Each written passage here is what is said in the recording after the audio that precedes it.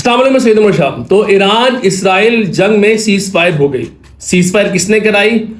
कहने को तो अमेरिका ने कराई, लेकिन इसमें बहुत इंपॉर्टेंट जो काम किया वो कतर ने किया। कतर को मैंने ना बुरा बोला, ना मैंने कतर को अच्छा बोला। हाँ, कतर के अंदर अमेरिका का सबसे बड़ा मिडिल ईस्टर्न बेस मौजूद है, लेकिन वही कतर वो वाहिद मुल्क है जिसने हमेशा सुलह के अंदर, चाहे वो हमास हो, चाहे ईरान हो या अमेरिका हो, इसमें बीच वाले बंदे का काम किया है, मफाहमती अमल के अंदर सबसे आगे रहा है। तो इसराइल की तरफ से तो ट्रंप ने सीज फायर की बात की नेतन्याहू से, ईरान के ऊपर जो बातचीत थी वो कतर की तरफ से, अमीर कतर की तरफ से, क्योंकि डोनाल्ड ट्रंप ने उनको एक काम दिया था। बहरहाल कतर ने मिसाइल भी खाए और इस हमले के बारे में ट्रंप को पहले से मुतनब्बे कर दिया गया था। ये टिट फॉर टैट वाला हमला था ईरान की तरफ से कि आपने हमारे एटमी बेस पे हमला किया, हमारा कोई इतना बड़ा नुकसान नहीं हुआ, आपने जितने बम हमें मारे हम उतने ही मिसाइल आपके कतर वाले बेस पर मारेंगे, उससे हिसाब बराबर हो जाएगा और ये हमारी विक्ट्री होगी। अब बात करते हैं कि ईरान और इसराइल जंग में जीता कौन। एक तरफ दुनिया की सुपर पावर अमेरिका और उसकी लेजिटिमेट औलाद इसराइल, ठीक है, जिसके पास हर चीज है। एयर डिफेंस में स्पैरो है, आयरन डोम है, F-15 है, F-16 है, F-35 जेट्स है, आप नाम ले लो, हर तरह की वो चीजें। 90 एटम बम है उसके पास, ठीक है। दिखने में वो छोटा है, लेकिन वो समझो एक सिहूनी वो जायनिस्ट जो अमेरिका को चला रहे हैं, अमेरिका को पूरा जायनिस्ट चला रहे हैं। तभी हर अमेरिकी सदर को ये जो इसराइल के अंदर एक दीवार है उधर आके हाजिरी देनी पड़ती है, जो भी अमेरिकी सदर आएगा। बिल्कुल इसी तरह ये वाला सीन है कि जो अमेरिका है उसको यहूदी जायनिस्ट चला रहे हैं, सारे बैंकिंग सिस्टम पे, उनके कल्चर पे, उनके न्यूज मीडिया पे, टेलीविजन मीडिया पे जायनिस्ट का कब्जा है। तो बेसिकली इसराइल डायरेक्ट अमेरिका आप कह सकते हैं उससे लड़ रहा था। ईरान मुंह से उसका पाकिस्तान भी साथ दे रहा था, पाकिस्तान ने कुछ और थोड़ा बहुत साथ दिया, लेकिन रूस को लोग जो सुपर पावर कहते थे, इस बार रूस एक्सपोज हुआ है कि वो यूक्रेन जंग में इतना कमजोर हो चुका है कि वो खुल के साथ नहीं दे सकता।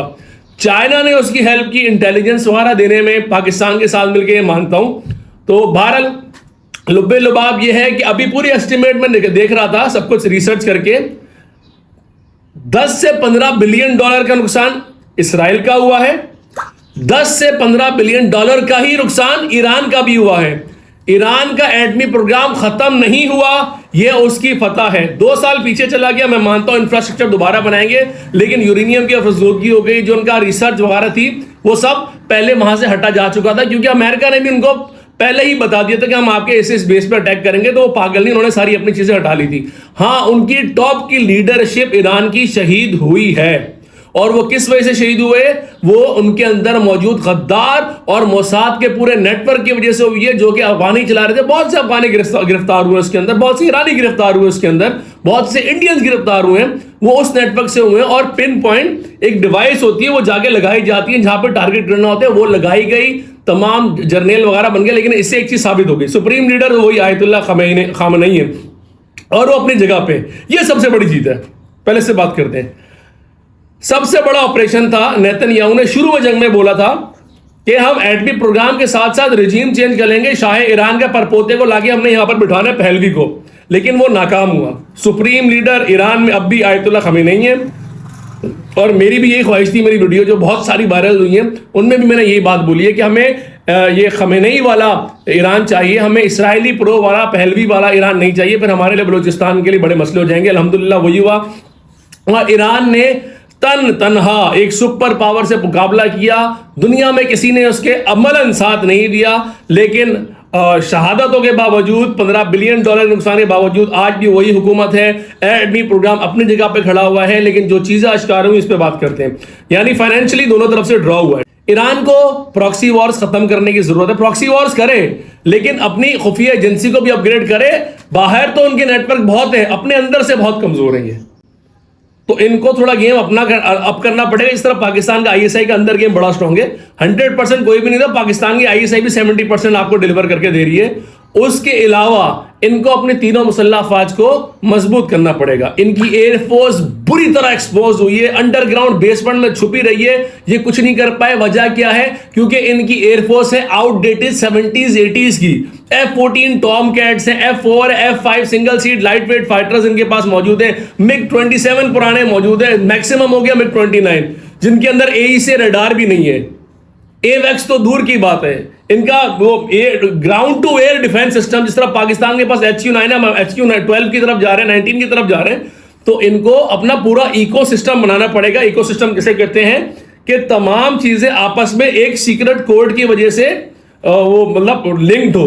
जिस तरह एप्पल का आईफोन, एप्पल की वॉच, एप्पल का मैक OS, एप्पल का आईपैड, ये सारे आपस में इंटरकनेक्टेड होते हैं, इनकी खुफिया डेटा लिंक बन जाती है जिस तरह ना। तो इस तरह इनको अपना बनाना पड़ेगा। पाकिस्तान ने जो इंडिया के साथ जो किया था पहले जो 7 मई में 6 तैयारे गिराए थे, वो इसी तरह गिराए थे कि इंडिया उसको कोड को ब्रेक ही नहीं कर पाया। तो ईरान को अपनी एयरफोर्स को मजबूत करना है, JF-17 थंडर खरीदने पड़ेंगे, चाइना से इनको AWACS लेना पड़ेगा, चाइना से इनको एयर डिफेंस लेना पड़ेगा, रूस से नहीं ले सकते। चाइना की जो इंटीग्रेशन है ना, आपस में इंटरकनेक्शन है आपस में तमाम डिवाइसेस के अंदर, वो बड़ी अच्छी है। ग्राउंड रेडार स्टेशन देने पड़ेंगे इनको, और ईरान को अब बैलिस्टिक मिसाइल छोड़ देना पड़ेगा। बैलिस्टिक मिसाइल अब ठुस हो गया है, 100 मिसाइल मार रहे थे ईरान। ये इनकी बड़ी बात है कि ऊपर से इसराइली बमबारी कर रहे हैं, लेकिन फिर भी जवान के बच्चे शहीद हो रहे हैं, वो मिसाइल अपना लॉन्च कर रहे हैं बैलिस्टिक। 100 में से 5 लग रहे थे। तो अब हाइपरसोनिक का जमाना आ गया, पाकिस्तान को भी इसे सीखना चाहिएगा। The technology is now hypersonic, payload वगैरह जो भी ना हाइपरसोनिक से भेजें, क्योंकि कल को हाइपरसोनिक का भी क्रैक हो जाएगा। बैलिस्टिक मिसाइल की जो दौर है वो गुजर चुका है। इसी तरह ईरान को बहुत ड्रास्टिक चेंज करनी होगी अपनी नेवी के अंदर भी।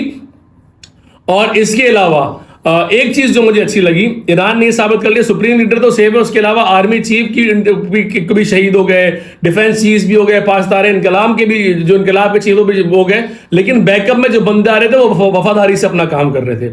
जो टॉप की हिरार्की है वो वफादार है, ये बड़ी अच्छी बात थी। और अब पाकिस्तान को भी चाहिए आगे बढ़े, पायलट ट्रेनिंग प्रोग्राम स्टार्ट करे जिसमें ईरानी पायलट्स को लाकर ट्रेन किया जाए। और ईरान को उसके लिए पाकिस्तान से कोई भी मदद, चाइना से कोई भी मदद मांगने से पहले ईरान को, इंडिया को खत्म, tata bye bye good night करना पड़ेगा, क्योंकि इंडिया एलाय नहीं है।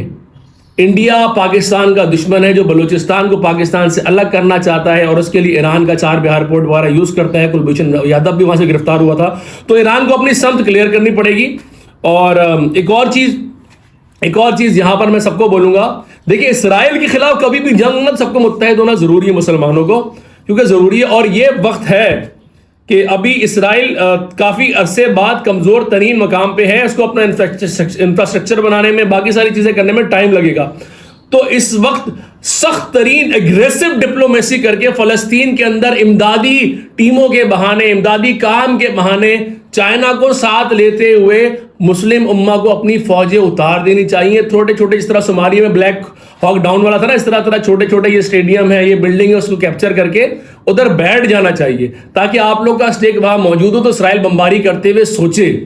ये सबसे बेहतरीन मौका है गजा के अंदर घुसने का, फलस्तीन के अंदर घुसने का, और इस मौके को नहीं छोड़ना चाहिए।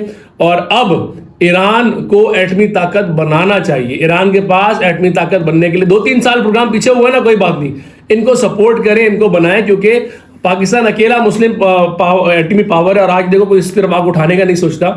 ईरान को भी होना चाहिए। मैं बड़े दिल का मुजाहरा करते बोल रहा हूँ, सुन्नी पाकिस्तानी बोल रहा हूँ, क्योंकि अब हमें आगे अगर बढ़ना है तो इत्तेहाद जरूरी है। इंडिया वाले आपको हलक से पकड़ने के मूड पे बैठे हुए, ये ऑपरेशन सिंदूर 2.0 की कोशिश कर रहे हैं, तो हमें भी अलर्ट रहने की जरूरत है। ये कुछ बातें थी, अगर कुछ मिस हो गया मेरे से तो मैं माजरत चाहता हूँ। पाकिस्तान जिंदाबाद था, है और रहेगा। Signing off the Saeed Umar Shah. अस्सलाम वालेकुम।